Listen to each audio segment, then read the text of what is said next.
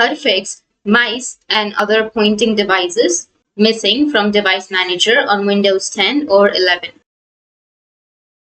So if you want to fix the pointing devices missing option, then what you need to do is right click on your Windows and go with your Device Manager. Once you're under the Device Manager, now you just need to simply go and click on any one of these actions. So for example, I'll be choosing Human Interface Devices. And what you need to do is simply go with Action and go with Add Drivers. Once you're under Add Drivers, now you need to go with Browse, which is on the right side.